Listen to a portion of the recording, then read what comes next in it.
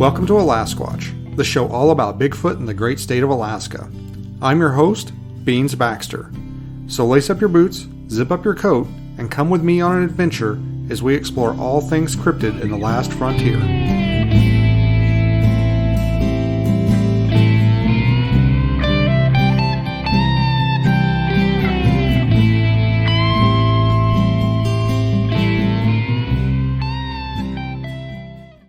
Oh, hey there. Welcome to the first Alasquatch podcast of 2023. I am, as always, your host, Beans Baxter. And got a couple of things I want to talk about in this first week of 2023. One of the first things I want to talk about, though, is we're going to be making some changes. This is going to be the last Alasquatch podcast that is audio only. I know that pause scared some of you, didn't it? So I've been thinking about things, and things just aren't really growing the way I want them to on YouTube. I know I bitch about this like every week or every podcast. And I think a lot of it is because I just take these audio podcasts and my podcast host basically just puts them on. They make a video for me, but it's just the audio. They just make a video file that I can upload to YouTube, and I just straight up upload it to YouTube. And it's just like my logo with this audio on it. And they don't seem to be very popular. People don't really seem to really to want to watch them. So what I'm going to do is I'm going to start doing a regular podcast where it's a video podcast where you stare at my face and I stare into the camera for however long. And if I have guests, they'll be, like I did with Alexander Pedikov last month, or it was in November actually.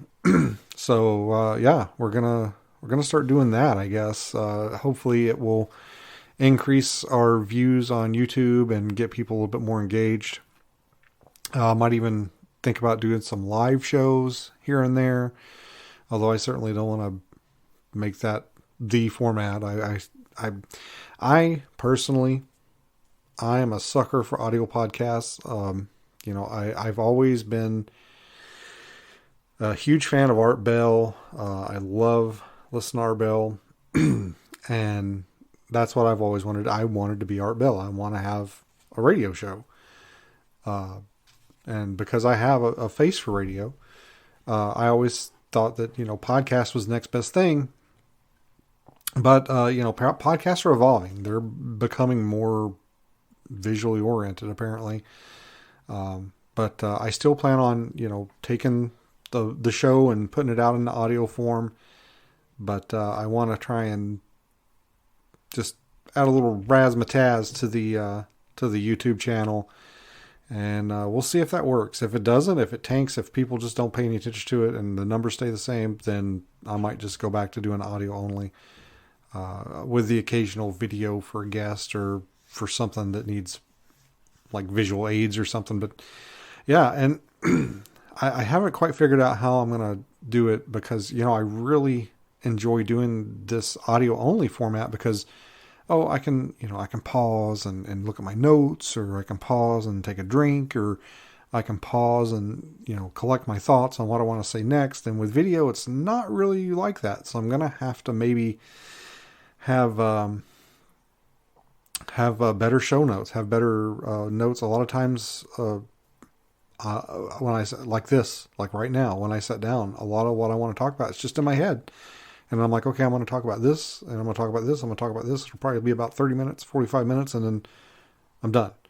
And I don't feel like I can do that with a video show. I'm going to have to, I'm not going to have the ability, I think, to really pause and do things like that. I don't know. Maybe I can. I guess it depends on what platform I'm using. But yeah. We're going to make some changes. We're going to start doing more video podcasts. Unfortunately, this last YouTube video I put out that we're going to talk about on this episode is basically my last video that I have in the bucket. I don't have any more field videos kind of in the wings waiting. That's pretty much everything. I do have a couple of things I think I can kind of slap together, a couple of little short videos from my time out in the field that didn't quite make it into the main videos, but for the most part, that's it. So I'm going to have to, start doing these video podcasts. I'm going to have to maybe get out and do a few things this winter. I could always go out and try and do some snowshoeing, maybe get some something going on with that. Some nice Alaska scenery videos. I don't know. We're having some weather this year. We've got quite a bit of snow, and then it's kind of warmed up on us. And now, and that's the thing people don't realize about Alaska is it's not the cold. It's when things start to warm up. That's when trouble strikes, because it would suit me just fine if it was 20 to 25 degrees all winter. Get a few inches of snow here and there, let it accumulate every now and then, and just did that all winter. But the problem is like right now it's like 32, 33 degrees outside. It's trying to rain. There's already snow on the ground, and when that happens, it just gets packed down, and it turns into just ice and just a mess, and it's just a pain in the butt. So it's actually the warm weather that causes the problems up here in the wintertime. Yeah, so I'm gonna have to. I've got an appointment tomorrow that I need to drive to, and I'm not looking forward to the road conditions tomorrow. We went up to Anchorage. It was kind of our Christmas present to ourselves. We went and saw the comedian Bert Kreischer. If you guys have ever heard of him, he's the one that does the story The Machine. And if you've never heard of it, do yourself a favor, get on YouTube and just type in Bert, B-E-R-T, and The Machine, and you should find it. He's kind of a heavy set guy doesn't wear a shirt on stage, and you got to listen to his Machine story. It's about, I think it's like 16 minutes long or something like that. The YouTube video is. It's long, but it's worth it. Check it out. He's one of our favorite comedians. And we actually, he announced he was coming up here going to do a show. And somehow, I don't know how I did it. I guess just because I was working from home and I can like sit here and just like hit refresh on the computer or whatever, but somehow I ended up with front row seats. And we were actually like I think I actually bought the first ticket that was sold, because our seats were in the front row at the very far right or left if you're on the stage. And we had the first two seats, like seats 1 and 2. And I think I was telling my wife, I was like, well, that kind of sucks. You think like the best seat, because what I hit was like best available, and those are the ones it gave me. And I was like, you think if you hit best available, it would like, front row center is probably best, but I bet they just started selling them like 1, 2, 3, 4 down the line.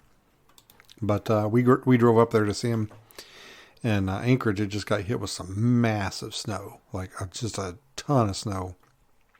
And we were driving around Anchorage, and I'd never, maybe back in like 2001 or 2, it might have looked like that, but I hadn't seen that much snow in Anchorage in forever. I mean, there were 2-lane roads that were basically down to 1 lane. Snow was piled up, 8, 9 feet tall on the sides of the roads, and then parking lots, there were berms that were snow berms that were piled up to 20 to 30 feet, like taller than the buildings that the parking lots were in. So I haven't seen that much snow in a long time in Anchorage. So yeah, I understand that Anchorage municipality is very understaffed as far as their like public works and their snow removal, and I think that's part of the problem. Is normally they would just have crews going 24/7 that could take care of that. Eventually it was all getting taken care of, but from what I understand, they're so short staffed, they don't have enough people to operate the equipment, which is kind of funny because it seems like that's a really good job. That's a job that people, 15, 20 years ago would covet. And, you get one of those jobs and that's a job you're going to retire from. And things just don't seem to be going that way anymore. It's kind of weird. All these really good jobs that people just seem to not be willing to do. It's like, how are people getting by? I don't understand it. I mean, I understand it a little bit with some of the minimum wage jobs with people that don't want to work in the service industry, but how are jobs, essential jobs like that, with pay and benefits, how are they not filled? But I am rambling. That has nothing to do with anything, does it? So what I wanted to talk about today, I actually thought about cutting this into 2 episodes. I wanted to talk about my thoughts on the Alaskan Coastal Sasquatch Part 2 that just came out on Christmas Day. And I also wanted to talk about a video that I put out this week where I had gone to a sighting location in British Columbia and my experiences there. I think what I'm going to do is I'm just going to roll this all into one episode. I'm going to try and keep it as short as I can. But basically, I don't know when I'm going to get another chance to sit down and do an episode. So I kind of want to get it all out there as it were. So, I think, what I want to really hit on first, let's just go and talk about, my experiences with, this thing that happened in British Columbia, some months ago. I mean, it might have actually been last year. Well, I mean, obviously it was last year, the year before last, 2021. I got this report, and it was a little confusing because I initially thought that I was getting the report from, I thought it was initially from a woman, but I believe there was a little bit of confusion. I believe it was actually a gentleman that was using a woman's, maybe his wife, daughter, girlfriend, I'm not sure, using her account. And I got back in touch with him actually, right about the time that I realized I was driving. So for those of you that don't know, that don't follow along at home, I went down to Washington and hung out with Will and those guys. And just by dumb luck, we had needed a new vehicle. There wasn't a lot of choices here in Alaska. There wasn't a lot of things in stock. Prices were a little high. And I thought, well, I'm going down to Washington anyway. Why don't we just look down there, see if we can find a vehicle. And luckily, because of not luckily, but because of the pandemic and the way things have been recently, buying a vehicle, you don't really have to be in person to do it anymore. The process has been streamlined and really made pretty convenient. So we found a vehicle that we were interested in and basically purchased it pretty much sight unseen, but it was a new vehicle, so we weren't too worried about it. I went down, picked a vehicle up, went out, hung out with Will and those guys, had our adventures together, and then packed up and had to drive the new vehicle back to Alaska. Luckily, Canada had relaxed a lot of their border crossing requirements and all that. Not that I was too worried about it. And I got to drive through Canada to Alaska, which it wasn't the first time I've done it. I've actually done it twice. This is my 3rd time. It was the first time going this route, though. Usually I'm coming or going, from further east. So I usually pop out of Canada or into Canada in Montana. And this time I went into Canada through Washington.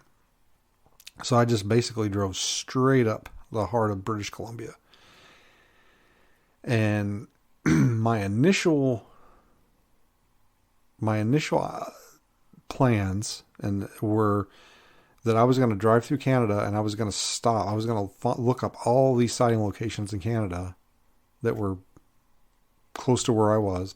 and I was going to go to all these places and like do like these little investigations or just go check these places out. Well, it turned out, and this is completely my fault, that when I crossed over into Canada, I realized I didn't have any cell service. I had cell service, like I could make phone calls, but I couldn't look anything up on my phone. And I was told that my phone would work in Canada just like it works here. And I was kind of aggravated because I was like, well, this isn't working. And luckily I had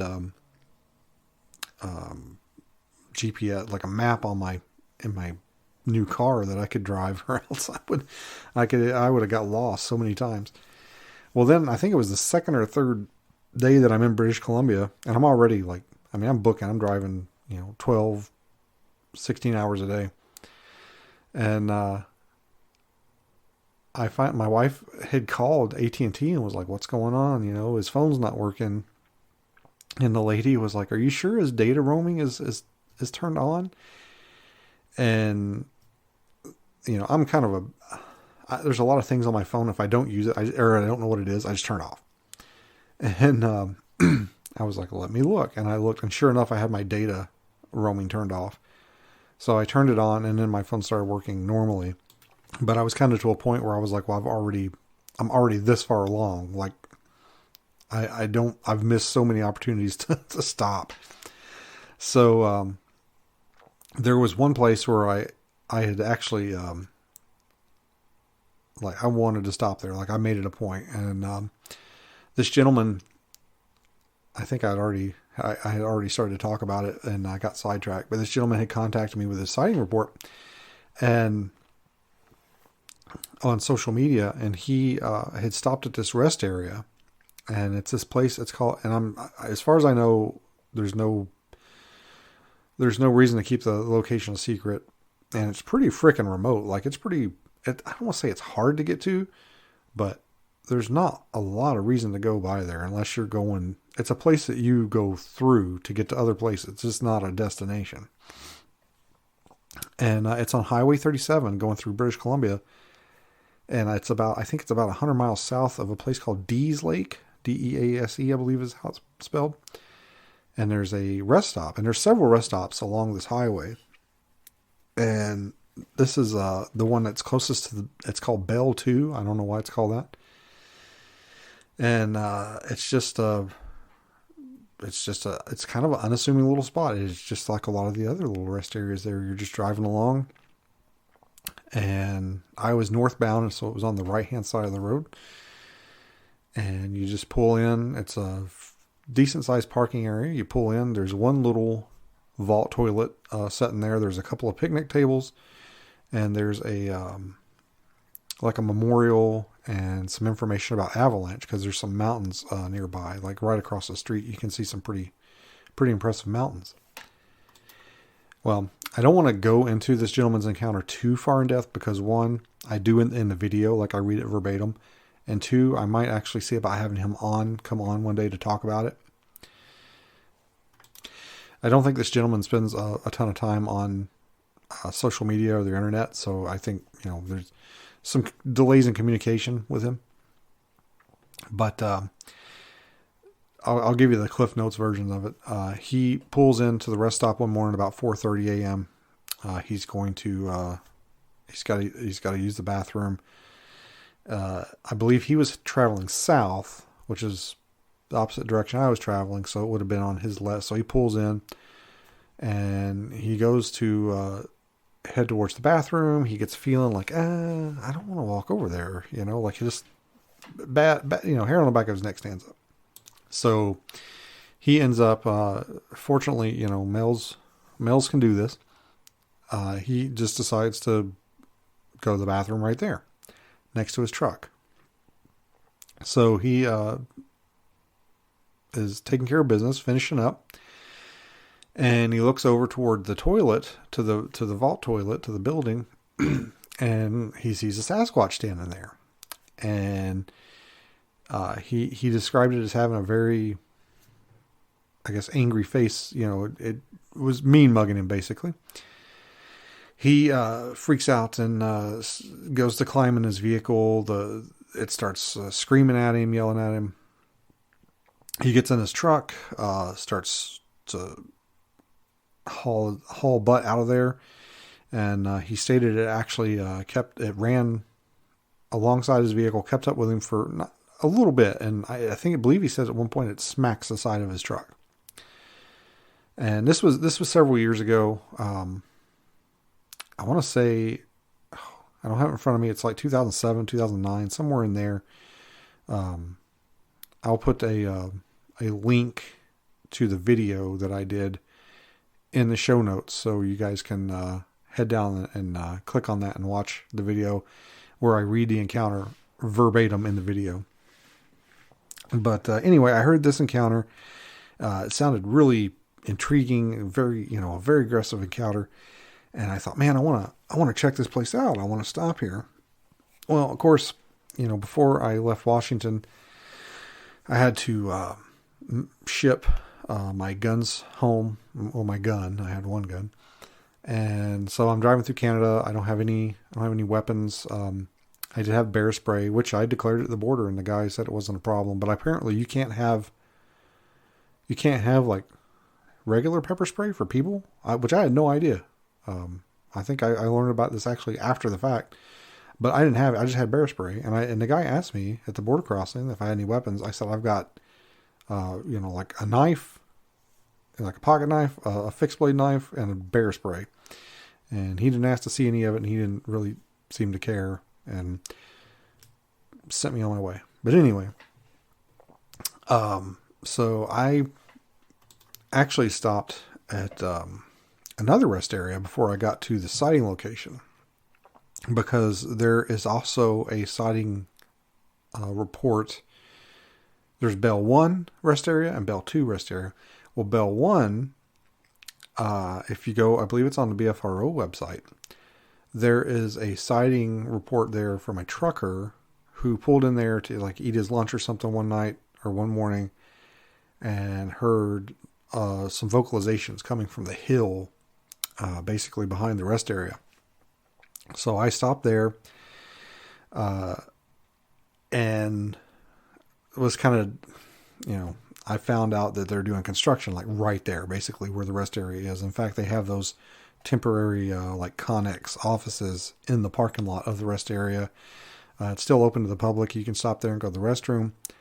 But I kind of felt like, well, with all this activity going on, I doubt that there's anything really going to happen. I hung around for a little bit. I actually did some filming. It wasn't the greatest because, there's construction noises in the background. I think they're replacing a bridge or something right there, actually, because it's literally, you go across the bridge and the Bell 1 rest area is right there. And so yeah, I didn't really do much there. I kind of felt like, well, I don't feel like there's going to be any activity here with all this construction going on, all this noise and activity. And so I got some shots of the place, and it kind of, it reminds me, it looks squatchy. It's a very dense forest, and there's a really steep hill right behind the rest area. And it definitely looks like a place where there would be activity. You've got the elevation there, and thick brush, and it just looks like prime habitat. The whole area through there looks like it would be good habitat. Lots of lakes, creeks, rivers, tons of water sources, lots of deep cover, lots of elevated positions. So anyway, I hung around there for a few minutes. Wasn't feeling it because of all the activity with the construction. Left there, drove to another rest area that I thought maybe the one that this guy was talking about. Got out. Luckily, Canada has these amazing like rest areas where they've got like a map and like mile markers or kilometer markers, and they show you, like exactly where you're at. So the next rest area I stopped at, it didn't take me very long to realize I was like, this is not the right place. I still got a little ways to go.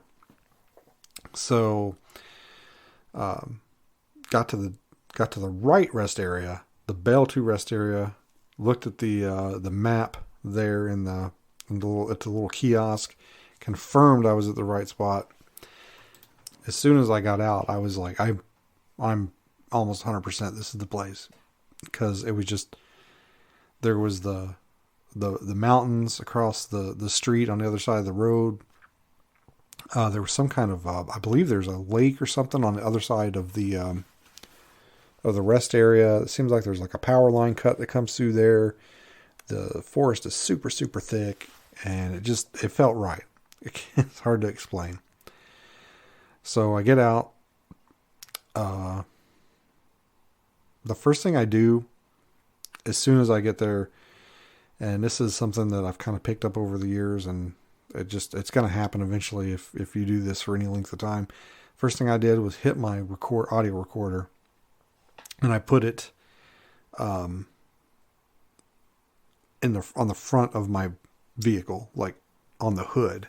And that's something I picked up from being a cop, is if you're going to set something on your vehicle, put it on the hood in front of the windshield so you can see it. Because if you put it on the roof, or you put it on the back or the bumper, you're going to drive off and you're going to lose it.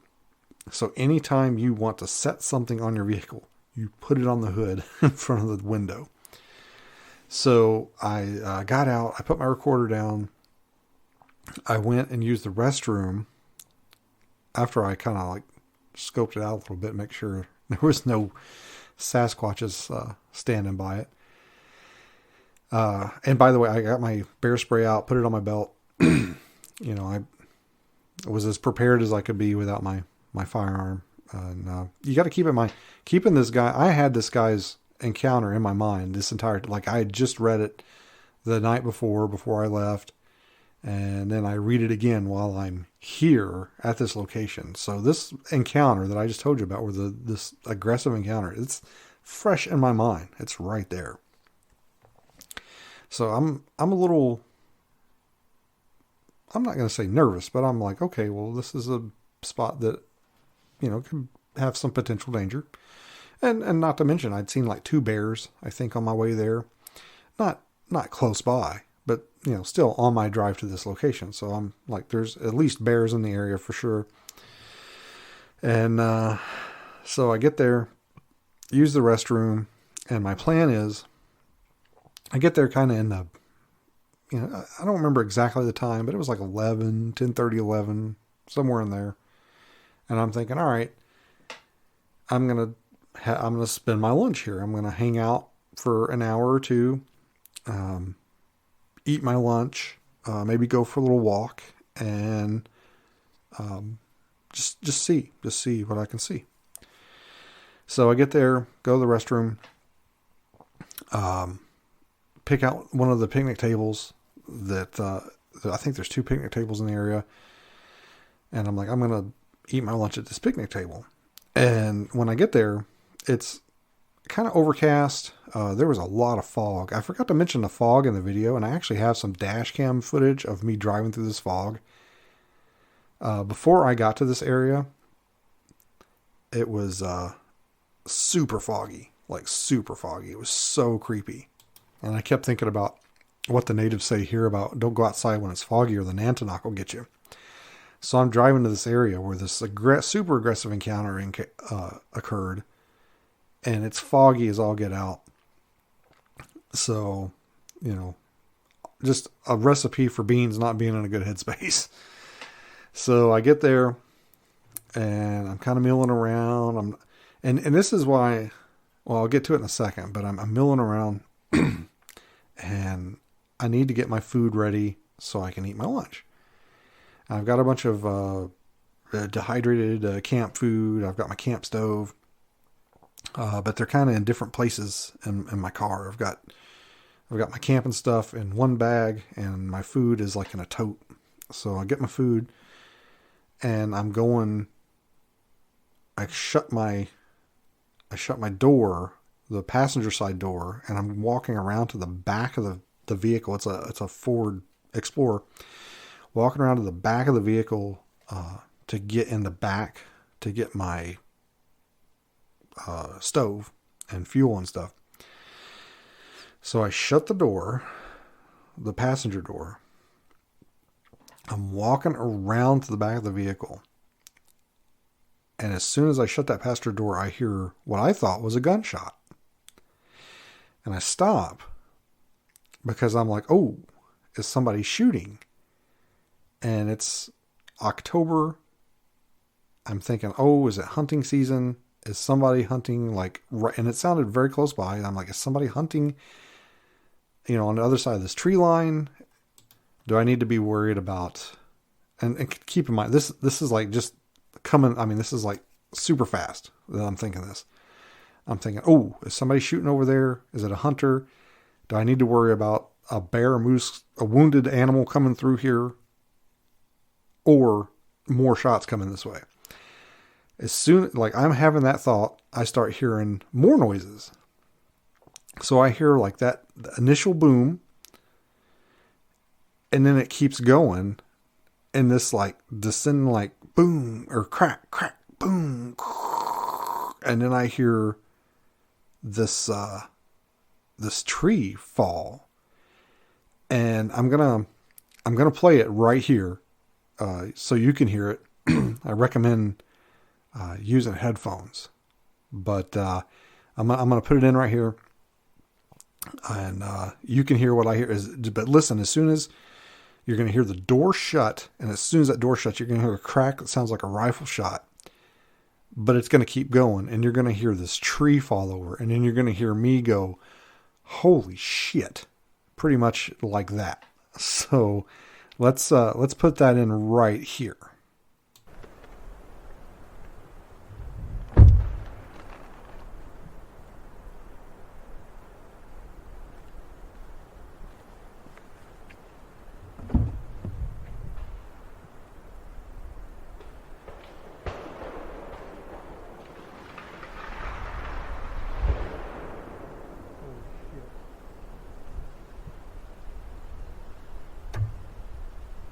So I hear that, and my first indication is basically I want to throw everything in the car and get out of there.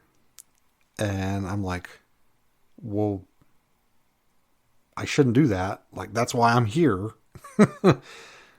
What happened? Like I knew, I mean, I recognized it as a tree fall. Like I knew a tree fell over, and it sounded like a giant tree, like a huge tree.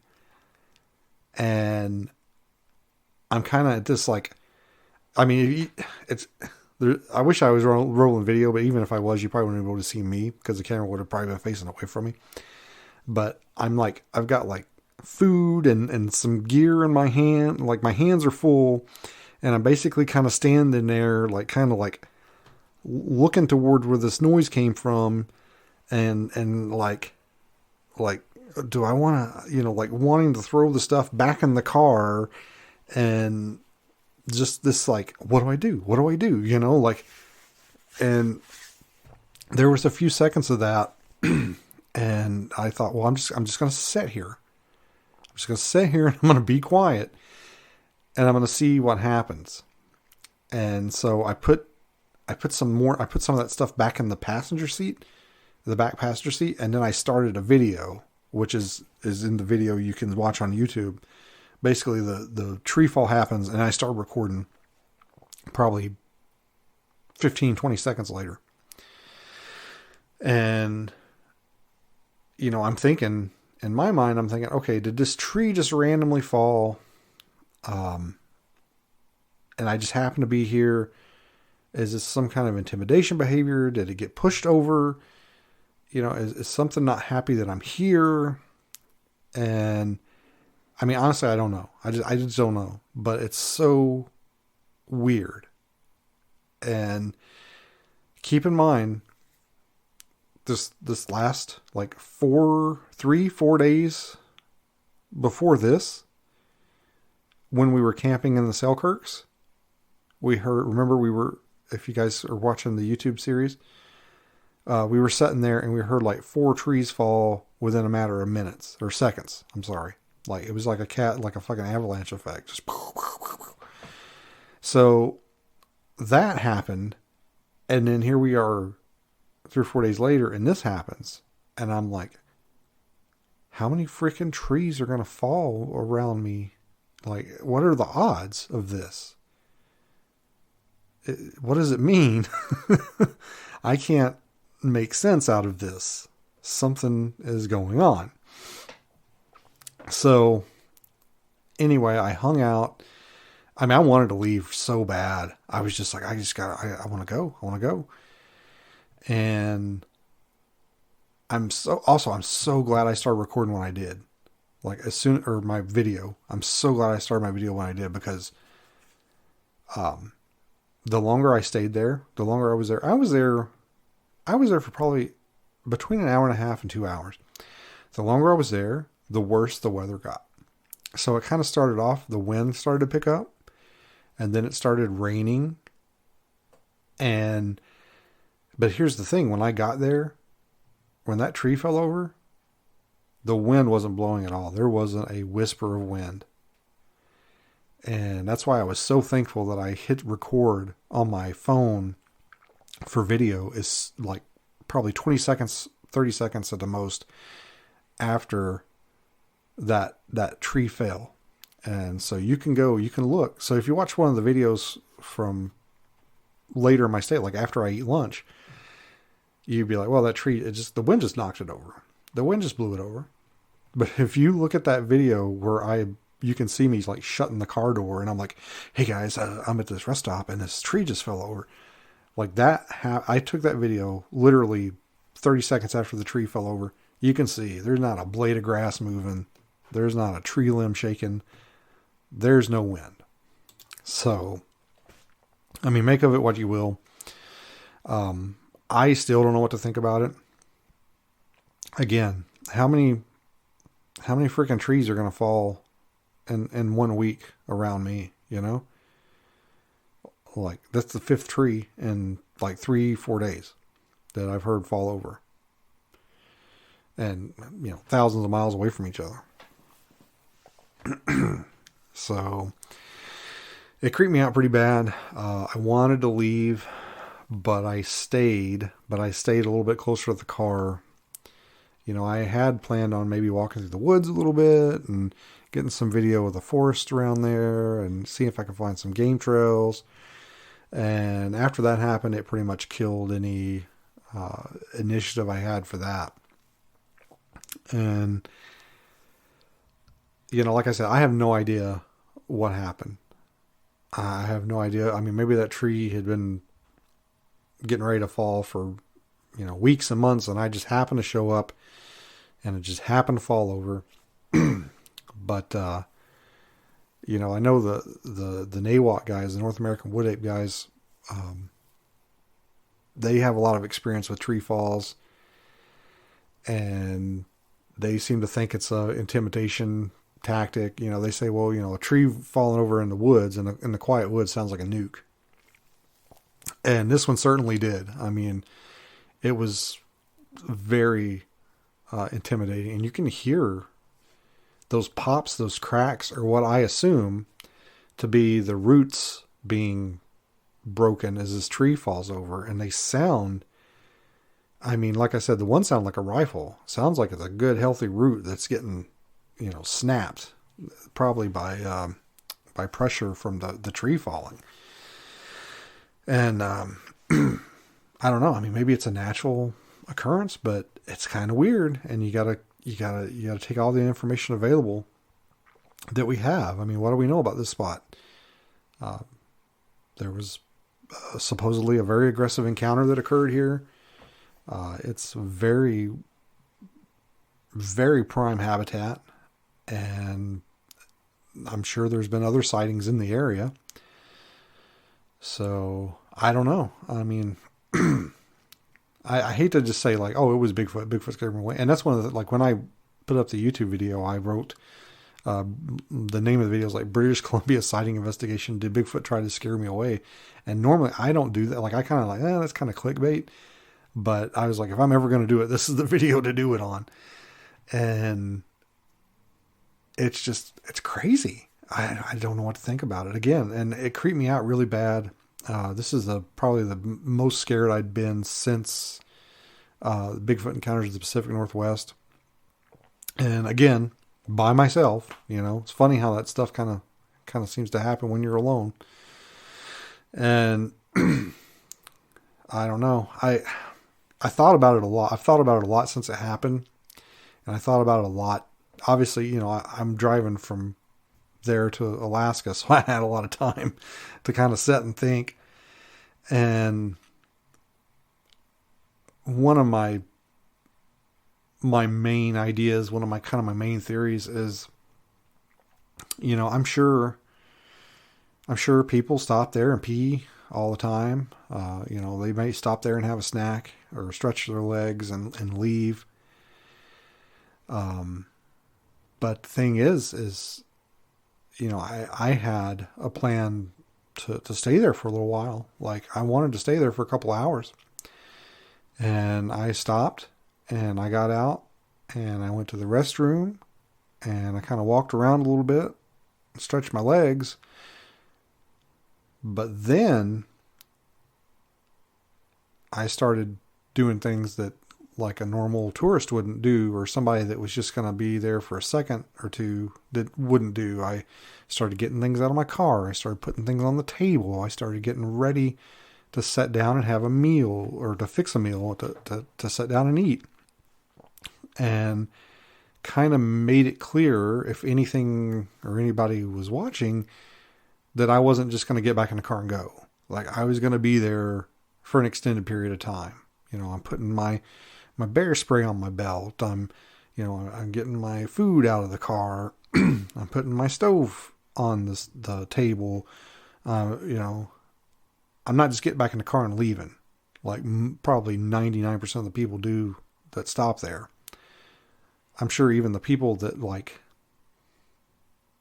service that rest area, I'm sure they probably just, they go in, they clean the rest area, they have no interest in like hanging out there. So I think, in my opinion, if that was not a natural occurrence, if that tree didn't fall of its own volition, if you will, I think that was the reason why. I think it was because I wasn't acting like a normal tourist. I wasn't acting like a normal commuter. I didn't just go into the bathroom and come out and get my car and leave. I walked around. I was moving things around. I was unpacking. I had doors open on the vehicle. I was talking to myself. I was filming. Things were happening. And I think if something hangs around that area or lives around that area, maybe that's something that happens on a regular basis. Maybe if somebody's there for more than a few minutes, they're like, well, I got to do something to scare them off or try and make them leave. So who knows? Maybe that day I was there, it was, well, I'm just going to push this tree over. Maybe if I'd have been there on another day, it would have been, a vocalization, or maybe it would have done something else. But I don't know. Maybe I'm wrong. Maybe I'm completely wrong. Maybe the tree just fell over. Maybe it's just bad or amazing timing on my part that I just happened to show up, 15 minutes or less before that tree of millions that are in that area fell over on a windless day. I don't know. It's one of the weirdest things that's ever happened to me. So bizarre. I can't wrap my head around it. I mean, maybe it was just, maybe, sometimes a cigar is just a cigar. Maybe the tree just fell. I don't know.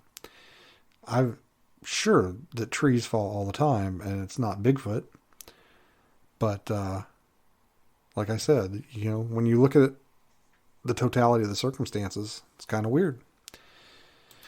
I hope that maybe some Canadian researchers maybe get wind of this and maybe focus some efforts in that area. I would love to go back there and spend the night in a camper or an RV and just see what happens. I think it would be interesting. It would be interesting again to, spend some time there and see, are more trees going to fall? I don't know.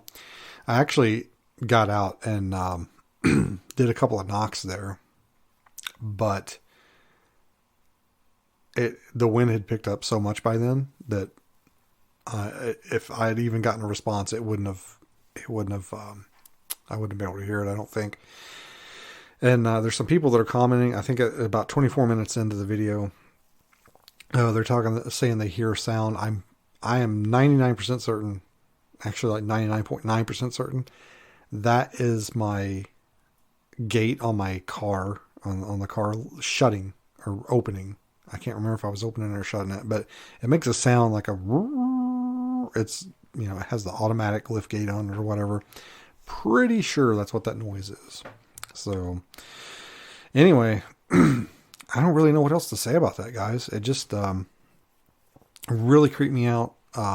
Almost to the point where I packed up and left.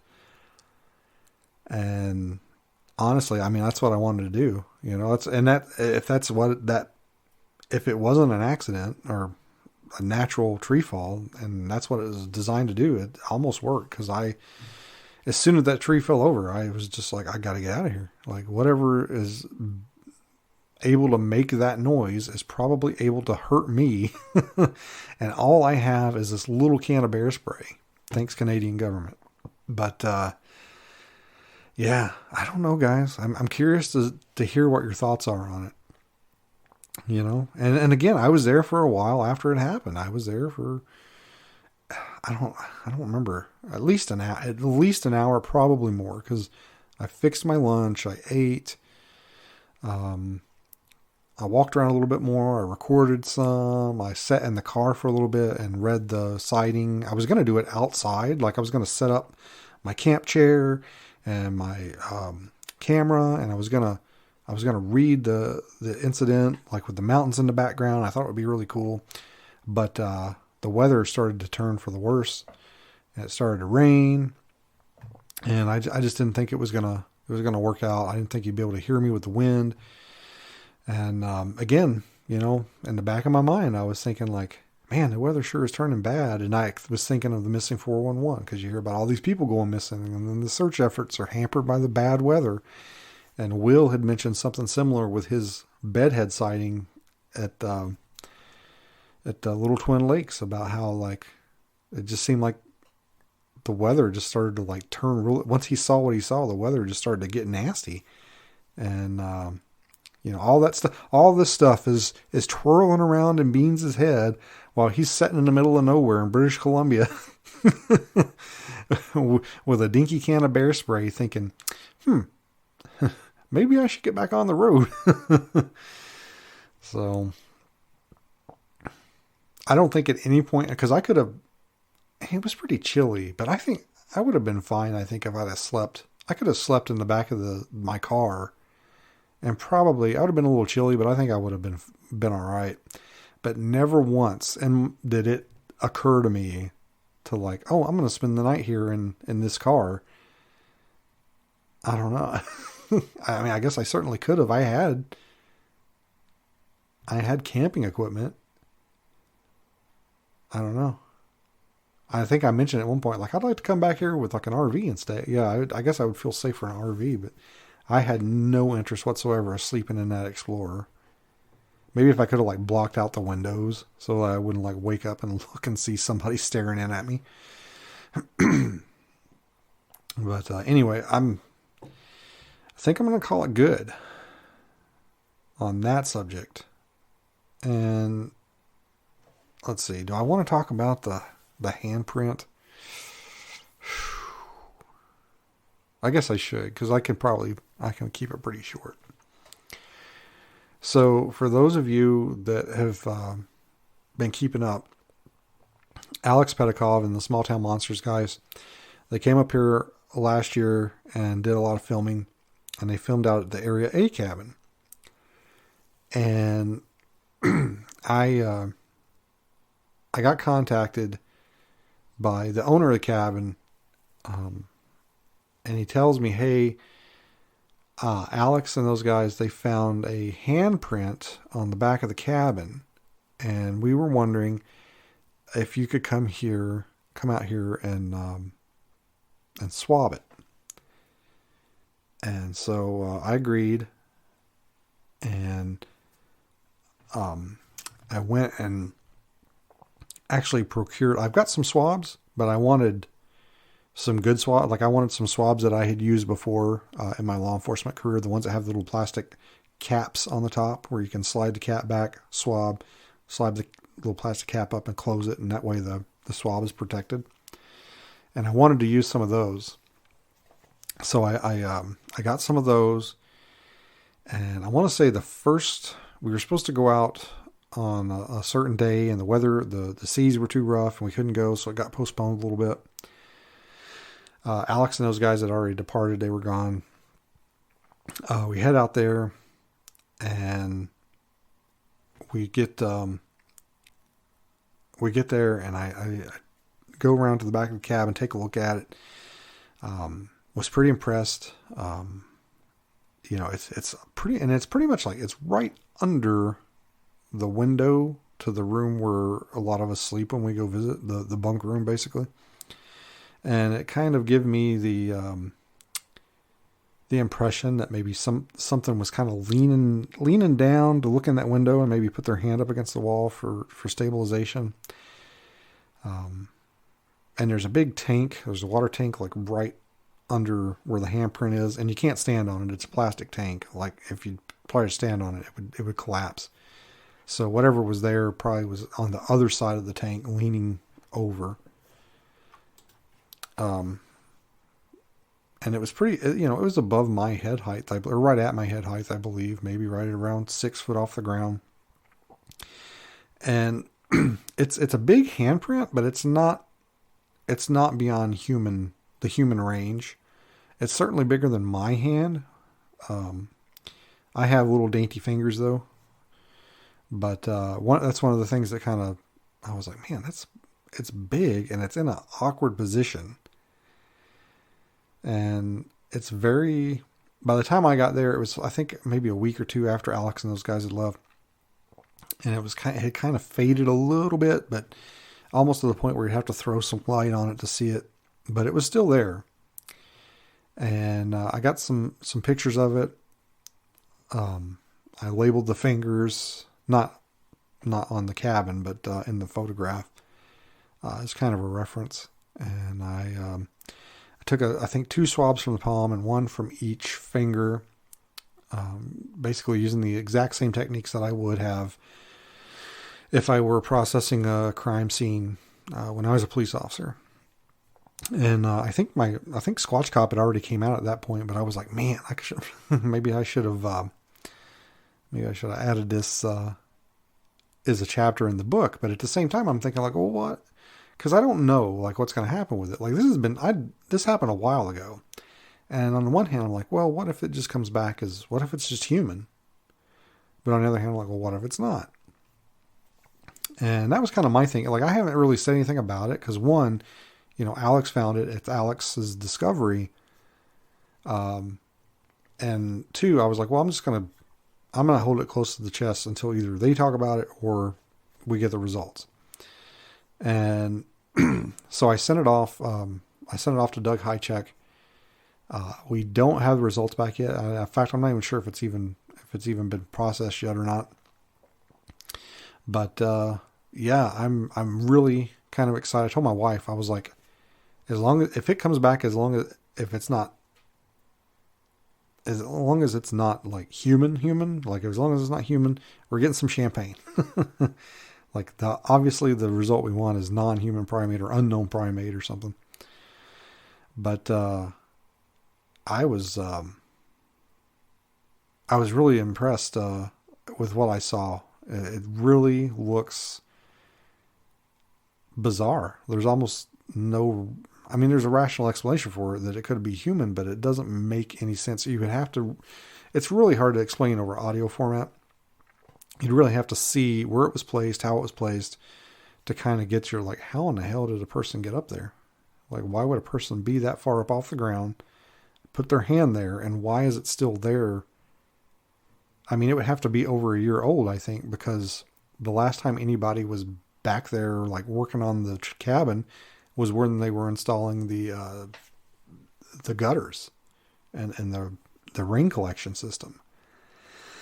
And for it to just be preserved there, and it's kind of like a whitish film, almost like there's a word for it, but I can't remember what it is. But it's basically like oils from your skin, like you're on your nose and in your hair.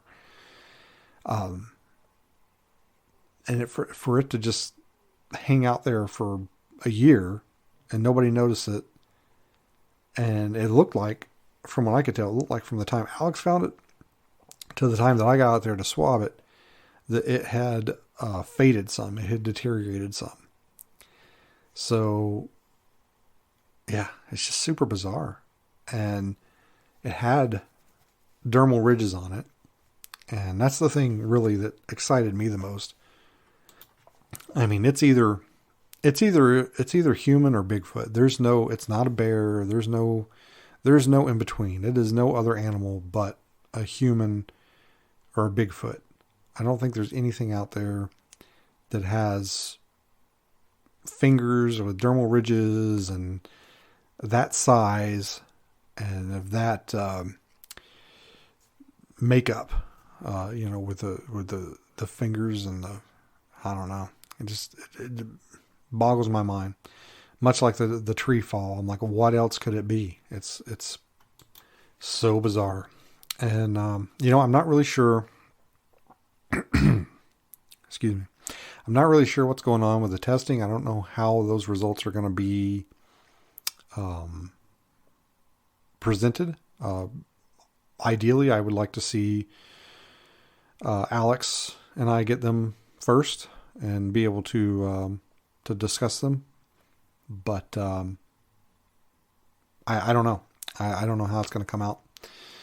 But I would certainly like to be involved in the results and sit down with Alex and have a discussion and the cabin owner and all that.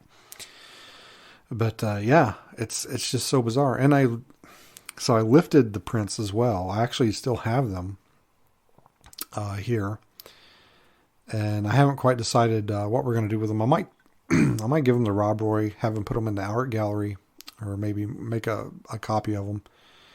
I'm not sure, but I have them on a poster board. It wasn't a great transfer.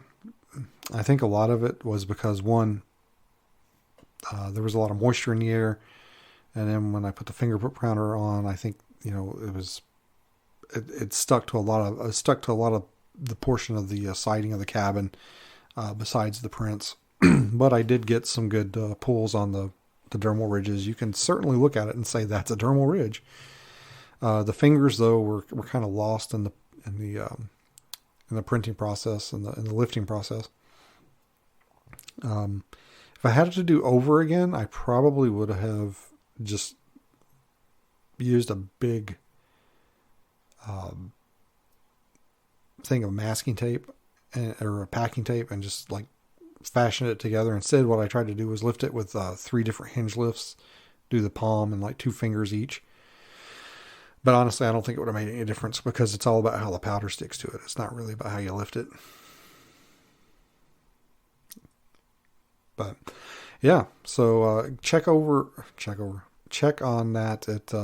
You can see the discovery of the handprint, and then you can see some video of me lifting it and swabbing it on Alaskan Coastal Sasquatch Part 2. It's available on YouTube. I will throw a YouTube link to that in the show notes of this as well. And yeah, that was kind of the biggest thing that happened to me. Actually, those 2 things, I guess, were the biggest things that happened to me in 2022. So I either just randomly heard a tree fall in the forest and got freaked out and swabbed some dude's handprint on the cabin, or I was a victim of some intimidation behavior, and I swabbed a Bigfoot handprint on the back of the cabin. one or all of those situations may be the truth. Hopefully we get some answers someday. Anyway, guys, hope you enjoyed the show. This is the last audio only podcast for the Alasquatch podcast, at least for a while. We're going to start doing things a little different. I'm going to take a little bit of a break here, probably for the next week, maybe 2 weeks. I got a birthday coming up. I'm going to be celebrating that. And I got some changes coming to the house here, and that's going to take up a lot of time. But I wanted to get this out for you guys so you could listen to kind of my take on the tree fall and the handprint. And if you guys got any questions, you can reach out and contact me through my website, alasquatchpodcast.com. You can email me at alasquatch@gmail.com. Or, throw me a DM, slide me a DM on Facebook. Run over to the Alasquatch podcast Facebook page and give that a like. But what I would really, really like is for you guys to head over to the YouTube page and subscribe to that and watch a few videos. Give them a few clicks, a couple of thumbs up. And again, as always, you can head over to the AlasquatchPodcast.com website. Go to the store, pick yourself out a book, get it autographed by me, sent to you straight from Alaska. There's also some t-shirts, stickers, magnets, all kinds of little knickknacks on there. I do not ask for money. Do not like to ask for money at all. Not going to start any GoFundMes, nothing like that. If I want money from you, I'm going to give you something for it. You're going to get a book. You're going to get a magnet. You're going to get something. Just not a fan of asking for money in general. Just want to provide something for an exchange of currency there. That's just how I roll. Anyway, guys, hope you're enjoying the Alasquatch podcast. Please continue to support us through 2023. And I'll do what I can to get out there in the field and produce some results. Hopefully we get some really good news this year from that handprint. I'm going to be devastated if it turns out to be human. I don't think it is, but I don't know. I mean, like I said, it's either human or Sasquatch, guys. Well, we'll see. But anyway, I'm starting to lose my voice. I'm going to get off here. And it was great talking to you guys in 2022. And can't wait to talk to you some more in 2023.